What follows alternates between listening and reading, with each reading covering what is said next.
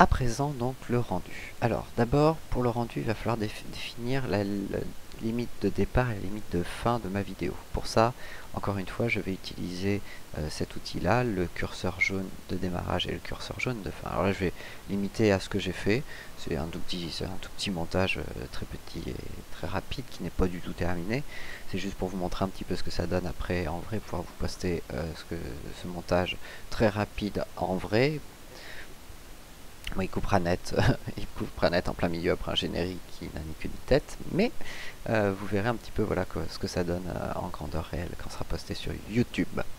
Alors, on va parler de l'exportation. L'exportation, donc, ça se joue dans Fichier, Exporter, Média. Alors, vous avez plein de formats de vidéos.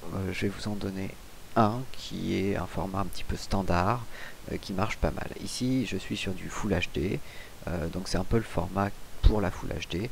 Il se trouve dans Avis, il faut aller chercher H.264, voilà, qui va me donner des préconfigurations possibles. Alors, dans les préconfigurations possibles, vous avez déjà la Full HD en 1080-25p, c'est-à-dire comme le montage a été fait. Donc là, ici, vous n'avez aucune perte de qualité, mais vous pouvez ici transformer en n'importe quoi. Vous avez même la possibilité d'encoder directement pour du YouTube en 1080-25p. Moi, je vous conseille quand même d'encoder avec la maximum de qualité. Le problème, c'est que ça fera des fichiers un peu gros, mais c'est pas excessivement grave. Là, par exemple, ça va faire 126 mégas pour quelques secondes de vidéo, ce qui est beaucoup, mais c'est normal, hein, c'est de la Full HD. Donc ensuite, on va sélectionner le nom de sortie. Donc là, je vais appeler ça La Rochelle. Et vous aurez remarqué que le fichier va sortir en MP4. Alors ça, c'est un format qui passe très bien pour YouTube notamment, pour Vimeo, pour Dailymotion, enfin ce genre de support, ça passe très bien. Ça passe aussi sur les portables. Ça passe sur beaucoup d'éléments. En fait, le MP4, c'est assez génial.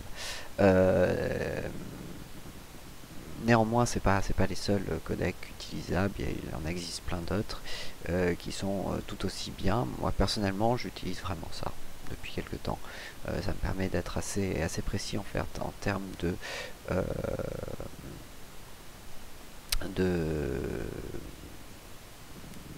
d'aspect visuel. Alors, ensuite, je vais utiliser la qualité de rendu maximale. Je vais utiliser l'interpolation. Non, j'en ai pas besoin. Par contre, je vais faire donc une rendu à la résolution maximale pour augmenter la qualité encore une fois de ma vidéo. En audio, si vous voulez faire quelque chose de bien, il faut être en 48 kHz et en stéréo. Hop, c'est le mieux. Voilà, et une fois que on est comme on est là, qu'on a tous les paramètres qui sont bons, il suffit de cliquer sur exporter et l'exportation de la vidéo commence. Alors il faut savoir que la vidéo que vous allez avoir, si vous la publiez ensuite sur YouTube, pardon, ou même Facebook d'ailleurs, elle sera obligatoirement dégradée. Alors on va aller jusqu'au bout, je vais essayer de tenir 1 minute 30 de blabla le temps que la vidéo s'est exportée, ou je vais peut-être faire une pause tout simplement et reprendre dès que la vidéo est terminée d'exporter. Voilà, donc là la vidéo est finie d'exporter. On va regarder hop ce que ça donne. Voilà. Maintenant en plein écran directement exporté. Donc voilà la vidéo qui est terminée de monter. Donc j'espère que ça a filmé pas trop mal. Je mettrai la version exportée tout à la fin de la vidéo pour que vous fassiez un petit peu une idée du montage, ce que ça donne avec le son. Voilà, j'espère que vous avez que cette formation vous a plu. C'était donc le b.a.-ba à connaître pour le montage vidéo sous Premiere. Avec ça, normalement, déjà vous pouvez faire pas mal de choses. C'est vraiment les éléments qui reviennent le plus souvent. Donc rien de bien énorme, bien compliqué. La seule chose qu'on n'a pas vu, c'est et que j'ai pas montré, c'est vrai, c'est le dérush d'une piste vidéo, c'est-à-dire le fait de couper comme ça, séquencer en plein de petites vidéos, une vidéo qui est très longue et qui est en un coup. Euh, Ça c'est quelque chose que je vous ai pas montré. Je vous ai pas montré non plus l'importation depuis une DVCam. Euh, bon, c'est dans la partie acquisition. Mais pour ça, faudrait que j'ai une DVCam là avec moi, ce qui n'est pas le cas.